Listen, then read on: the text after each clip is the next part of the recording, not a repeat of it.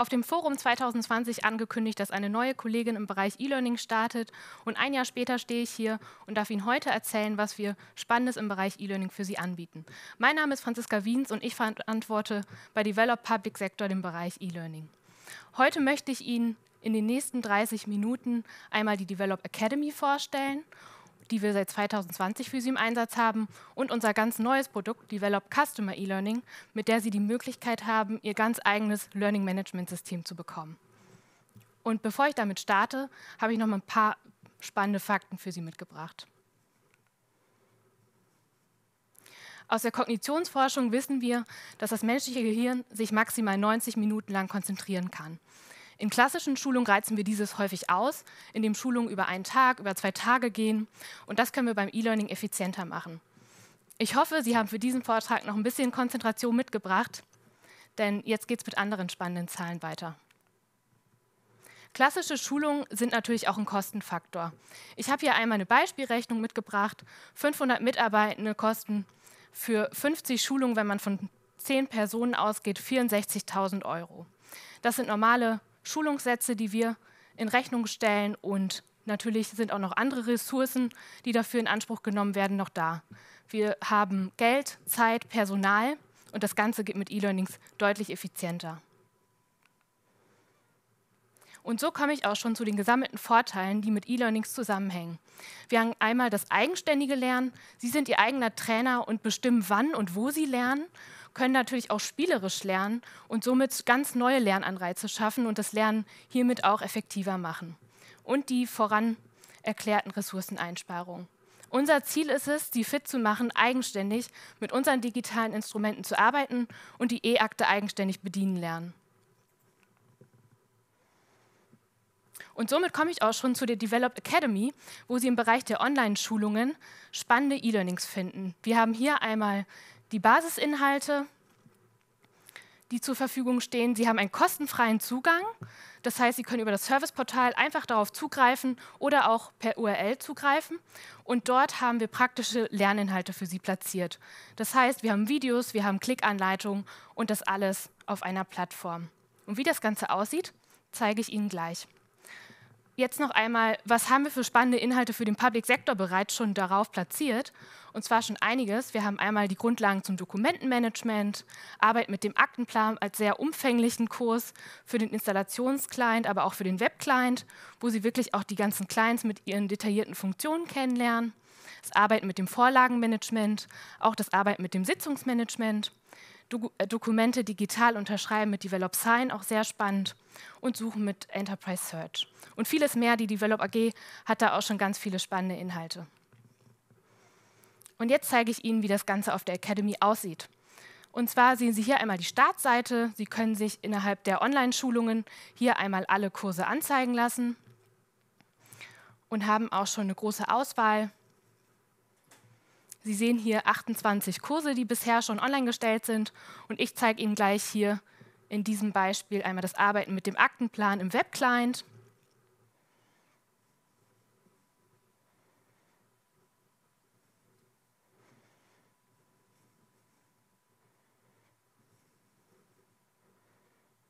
Sie haben hier einmal eine Kursbeschreibung, eine Kapitelübersicht, sehen auf der rechten Seite die voraussichtliche Lernzeit, welche Sprache verfügbar ist und welches Level, hier in dem Fall ein Beginner-Level. Und dann können Sie sich das Ganze hier direkt starten lassen und haben auf der linken Seite die einzelnen Kapitel. In der Mitte finden Sie den Inhalt dazu und können dann ganz unten, in dem Fall hier, einmal mit dem Kursinhalt starten. Es startet hier mit den Grundlagen des Dokumentenmanagements. Es gibt Definitionen, es gibt Beschreibungen, es gibt grafische Elemente, um sich mit dem Thema vertraut zu machen. Ganz unten auch ein hilfreiches Glossar, was angehangen ist, mit den gängigsten Begriffen im DMS-Umfeld. Und so kann ich mich dann so nach und nach durch den Kurs hangeln, in das nächste Kapitel rüberschwenken und habe hier jetzt auch wieder erklärende Elemente zu Akten, Vorgängen, allgemeinen Schriftgütern. Und jetzt möchte ich Ihnen auch noch mal ein praktisches Beispiel zeigen, wo auch Videos importiert sind. Und hier sieht man in dem Fall, wie man eine neue Akte anlegt, in 30 Sekunden unvertont, die wichtigsten Klickreihenfolgen auch mit einem Text begleitet, wo Sie sich die Klickanleitung auch textlich nochmal als Verstärkung durchlesen können.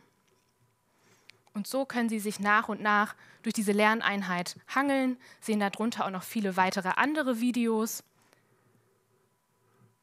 Anlegen eines Vorgangs, Aktenplan-Favoriten, wie mache ich das Ganze.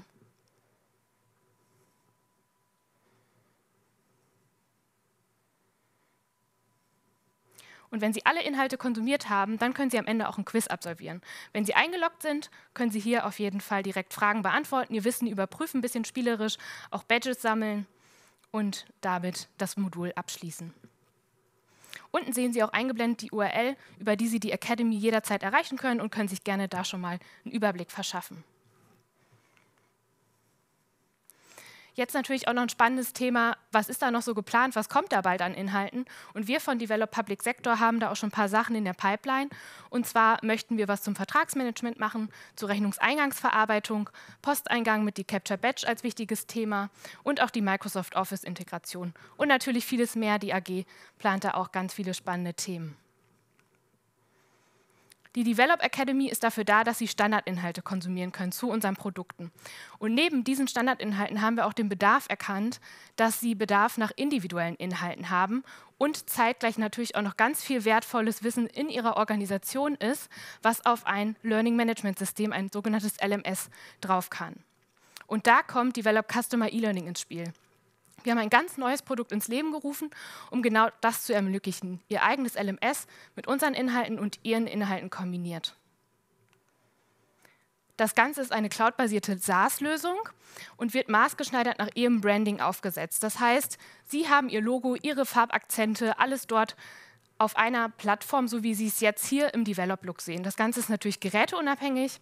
Und unser großes Ziel, was wir damit verfolgen, ist, vielfältiges Wissen aus Ihrer Organisation verfügbar machen und ein wertvolles LMS herstellen.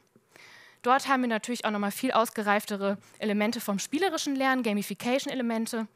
Und wir haben hier auch nochmal den Benefit, dass individuelle Inhalte für verschiedene Nutzergruppen ausgestrahlt werden und so individuelles Lernen möglich ist. Natürlich haben Sie auch im Admin-Bereich Reportings und Statistiken und können dementsprechend schauen, ob bestimmte Pflichtunterweisungen im Beispiel durchgeführt wurden oder wie generell Lerninhalte ankommen. Jetzt zu den Features, die diese Plattform bietet. Wir haben einmal die Mediathek, bei der Sie in einer Ordnerstruktur verschiedene Elemente einfach einbinden können zu verschiedenen Themen und zum Beispiel Videos bereitstellen können oder PDF-Dokumente teilen können, je nachdem, was da sinnvoll ist. Dann haben wir die Kurse, wo wir zusammenhängende Lernpfade abbilden, wo Sie die Reihenfolge vorgeben, am Ende einen Test absolvieren können, ein Zertifikat anhängen können und dementsprechend eine bestimmte Lernreise vorgeben. Dann haben wir das Power Learning und die Karteikarten, bei dem Sie im Selbstlernmodus spielerisch Ihr Wissen überprüfen und gucken, ach, ist da was hängen geblieben oder habe ich noch Bedarf, beim anderen Inhalt noch was nachzuholen. Und das Ganze nochmal ausgeweitet im Quiz-Battle, wo Sie wirklich andere Kollegen und Kolleginnen herausfordern können und spielerisch gegeneinander sich battlen können und dementsprechend auch Ranglisten erstellen. Dann die Tests, natürlich wichtig für Pflichtschulungen, um hier nochmal das zu überprüfen, Zertifikate auszustellen und das nachvollziehbar zu machen. Dann fragen Sie sich, wie können wir denn Neuigkeiten auf der Plattform platzieren? Und das können Sie innerhalb der News. Innerhalb der News können Sie neue Lerninhalte anteasern oder spannende andere Neuigkeiten veröffentlichen. Dann haben Sie auch die Möglichkeit, Webinare und Lernräume auf dieser Plattform einzubinden. Und das können Sie dafür nutzen, um zum Beispiel Online-Schulungen abzubilden oder aber auch Lerngruppen zu erstellen, die sich wöchentlich treffen, regelmäßig treffen, um sich zu bestimmten Themen auszutauschen. Und ein LMS wird natürlich erst wertvoll, wenn da auch wirklich Inhalte drauf sind. Und ich möchte Ihnen mit dieser Trichtergrafik einmal veranschaulichen, wie wir uns das Ganze vorstellen. Sie haben auf der einen Seite die Develop-Inhalte. Und die Develop Academy kommt bei Ihnen ins LMS rein. Das heißt, die Academy ist bei Ihnen zu Hause und ist die Basis von diesem LMS. Zusätzlich dazu bieten wir an, dass wir individuelle Inhalte für Sie erstellen. Das heißt, maßgeschneidert nach Ihren Bedürfnissen gucken wir zusammen, was für Inhalte Sie von uns benötigen. Dann kommt die spannende Seite Ihre Inhalte. Und da haben Sie natürlich verschiedenste Software im Einsatz. Vielleicht haben Sie bestimmte Produkte im Einsatz, wozu Sie Anleitungen haben, die Sie hier auf das LMS packen können. Dann gibt es unzählige Soft-Skill-Themen, die wertvoll sind, die auf jeden Fall Platz finden sollten, für Ihre Mitarbeitenden zur Verfügung zu stehen. Das Onboarding neuer Mitarbeitender, ein sehr, sehr wichtiges Thema, um wirklich neue Kollegen und Kolleginnen direkt aktiv handeln zu lassen, indem sie sich selbst Wissen aneignen können und direkt ab Tag 1 starten können, sich in bestimmte Bereiche einzuarbeiten. Und natürlich auch ein Thema Pflichtschulungen. Jeder kennt es, Datensicherheit, DSGVO, Brandschutz, alles Themen, für die es schon unzählige Inhalte gibt. Und vielleicht nutzen Sie ja auch schon sogenannte Web-Based Trainings, WBTs, die Sie über extern eingekauft haben und die lassen sich hier auf dem LMS auch direkt integrieren. Und kombinieren wir alles zusammen, ergibt das Ihr buntes, individuelles LMS und wird wertvoll für Ihre Organisation. Und wie das Ganze auf Develop Customer E-Learning aussehen kann, zeige ich Ihnen jetzt anhand eines Beispiels auch den Kurs Arbeiten mit dem Aktenplan im Webclient und hier einmal auf der Plattform. Innerhalb der Kurse sehen Sie hier eine kleine Übersicht. Ich gehe gleich in das Arbeiten mit dem Aktenplan im Webclient und zeige Ihnen, wie das Ganze auf dieser Plattform ausschaut. Sie haben hier einmal die verschiedenen Kapitel. Man sieht schon, die sind mit Schlössern versehen. Man muss die chronologische Reihenfolge beachten und sich nach und nach durch die Einheit klicken, hat am Ende einen Test, ein Abschlusszertifikat. Hier ist auch ein sehr umfangreicher Kurs. Es sind natürlich viele Inhalte, die wir hier vermitteln wollen. Und dann kann ich jetzt hingehen und sagen, okay, ich schreibe mich in den Kurs ein, der ist interessant für mich, ich möchte damit starten. Und dann möchte ich mit dem ersten Kapitel starten, die Startoberfläche des D3-Ones. Hier oben einmal mit einem Bild hinterlegt. Ich kann mir die Oberfläche angucken, ich kann das Bild auch groß machen, um das Ganze auch nochmal deutlicher zu sehen. Und habe unter dem Text, unterhalb des Bildes dann den beschreibenden Text und erklärende Elemente. Möchte jetzt in die nächste Lektion und sehe auf der rechten Seite auch immer, in welcher Lektion ich mich befinde. Sobald ich etwas absolviert habe, wird der Punkt auch grün. Ich habe jetzt hier einmal ein Video, was eingebunden ist. Wie lege ich mir Favoriten auf der Startseite an? Und habe da unten drunter dann auch die beschreibende Klickanleitung dazu als Ergänzung. Hier arbeiten wir auch mit farblichen Anmerkungsfeldern, um das Ganze auch nochmal zu verdeutlichen. Und jetzt klicke ich mich so nach und nach durch das erste Kapitel, durch die Grundlagen der Programmoberfläche. Habe hier auch nochmal ein erklärendes Bild mit verschiedenen Bullet Points, die erklärt sind und möchte das Kapitel jetzt abschließen. Und zum Abschluss bekomme ich dann auch direkt die Rückmeldung, dass das Kapitel bestanden ist. Und so kann ich mich so langsam durch die ganze Lerneinheit durchklicken, kann mir das portionieren, auf verschiedene Tage legen und mein Lernen selbst bestimmen, mein eigener Trainer sein. Zum Schluss dieser Einheit können Sie natürlich dann den Abschlusstest absolvieren und hier können Sie vorbestimmen, wie der Test aussehen kann. Man kann sagen, wie viele Versuche okay sind, man sagt, wie viele Fragen drin sind und man legt fest, ab wie viel Prozent bestanden ist. Und hier haben wir die Möglichkeit, verschiedene Fragetypen einzubinden, Single Choice, Multiple Choice, auch Bildfragen sind möglich und ich beantworte die Fragen und bekomme dann am Ende auch eine Auswertung direkt, ob etwas richtig oder falsch ist. Und habe jetzt hier das Feedback 70% bestanden, der Kurs ist absolviert und jetzt kann ich mir auch schon mein dazugehöriges Zertifikat abholen. Und das Zertifikat ist auch als PDF-Download verfügbar. Sie können bestimmen, wie das Zertifikat auszusehen hat im Administrationsbereich. Und wir bieten auch eine Schnittstelle zur Personalakte an. Das heißt, wir können Ihre Zertifikate auch direkt in der richtigen Personalakte ablegen. Haben Sie einen Kurs absolviert, sieht man das jetzt hier in der Übersicht nochmal umkreiselt, dass der Kurs bestanden ist mit diesem grünen Badge. Ganz klar ersichtlich, okay, ich habe den Kurs bestanden, was kann ich mir vielleicht noch anschauen, was ich noch nicht bestanden habe. Und so kann das Ganze dann aussehen. Jetzt nochmal ein cooles spielerisches Element, was wir auf der Plattform bieten, ist das Quiz Battle. Und beim Quiz Battle können Sie Kollegen und Kolleginnen herausfordern und sich mit verschiedenen Leuten battlen und hier auch kleine Gewinnspiele mitmachen. Sie sehen hier auch, man kann Quiz-Teams erstellen, um in Gruppen zu spielen, um soziales Lernen auch zu fördern. und sieht dann hier auch die Statistiken. Ich sehe, ich bin auf Rang 5, habe schon mal einmal gewonnen und habe 56 Antworten richtig beantwortet. Das geht sicherlich noch besser und ich sehe auch direkt, da ist auch schon jemand vor mir. Und unten drunter sieht man dann auch die Top-Spieler, die Top-Teams. Und was auch eine schöne Möglichkeit ist, man kann Quizfragen vorschlagen. Sie können ermöglichen, dass Fragen vorgeschlagen werden. Im Administrationsbereich entscheiden Sie, was mit den Fragen passieren soll und können die dementsprechend auch wieder in die Plattform fließen lassen. Und jetzt möchte ich an dem Gewinnspiel teilnehmen. Hier gibt es nämlich ein spannendes Gewinnspiel und zwar wird der Aktenplan-Profi gesucht und der Gewinner oder die Gewinnerin bekommt Kodia-Bier. Und jetzt sage ich, ich möchte das Quiz-Battle einmal starten. Habe hier die Auswahlmöglichkeit, entweder suche ich mir einen bestimmten Gegner aus, ich kann aber auch zufällig einen Gegner auswählen, ich kann mir einen neuen Vorschlag machen lassen, oder aber ich spiele gegen den Computer, gegen den Bot und das mache ich jetzt in dem Fall. Es werden 3 Runden gespielt, A4 Fragen und ich starte das Quiz, fange an, suche mir die Kategorie aus, in der ich besonders gut bin und los geht's auch schon.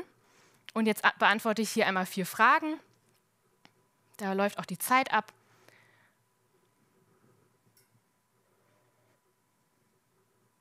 Und bekomme dann auch dementsprechend direkt die Rückmeldung.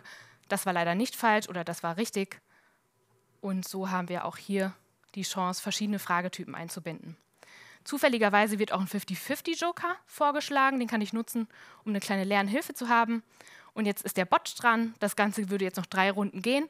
Und am Ende kriege ich eine Auswertung, wie das Ganze ausgegangen ist. Und habe natürlich verschiedene Aspekte von Belohnungsmechanismen, die hier involviert sind in dem Quiz-Battle.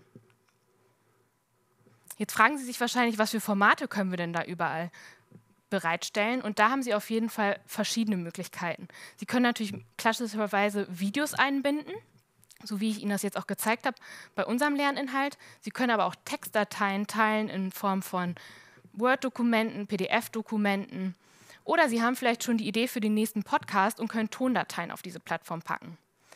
Was auch natürlich möglich ist, sind Bilder, die können Sie vielfältig einsetzen und sogenannte WBTs, Web-Based Trainings, die als XAPI-Format hier direkt auf das LMS können. Und da sind wir auch schon beim Thema WBTs. Wir entwickeln den Content nämlich weiter für Sie und arbeiten gerade schon dran, mit externen Autorentools andere Inhalte zu testen. Und das Ganze lässt sich direkt auf Ihr LMS integrieren. Wir haben noch mehr gestalterische Freiheiten und auch mehr Interaktionsmöglichkeiten. Und dafür habe ich mal einen kleinen Kurs entwickelt, um Ihnen zu zeigen, wie das Ganze als Web-Based Training aussehen kann.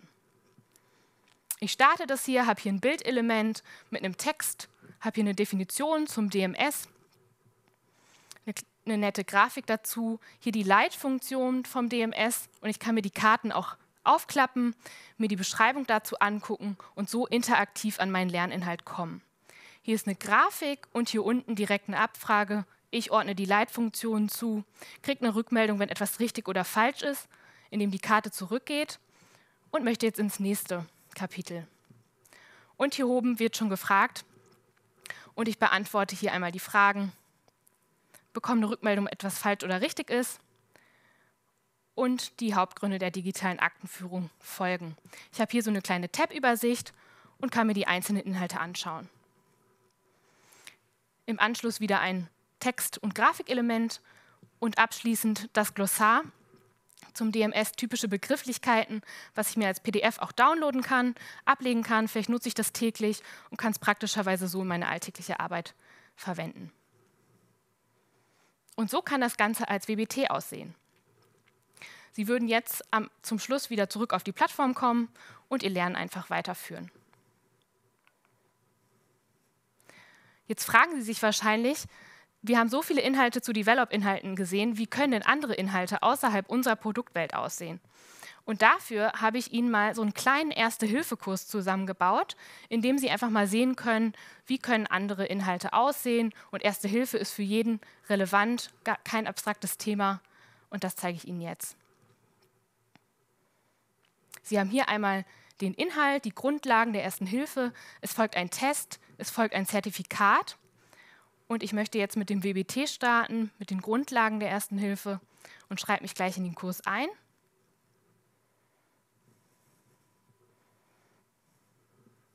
Und das Ganze startet jetzt.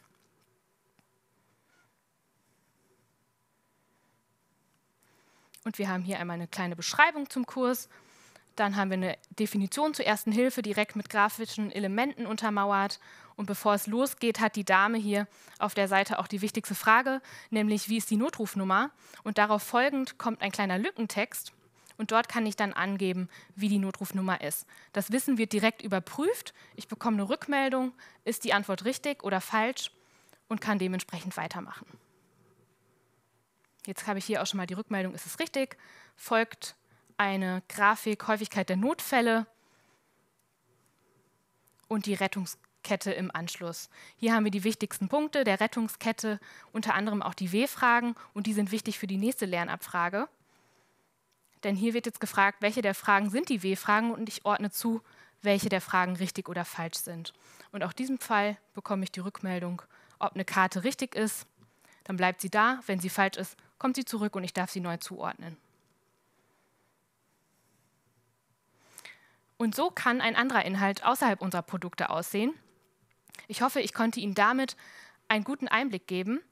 Sie sehen hier jetzt auch nochmal ein zweites Kapitel.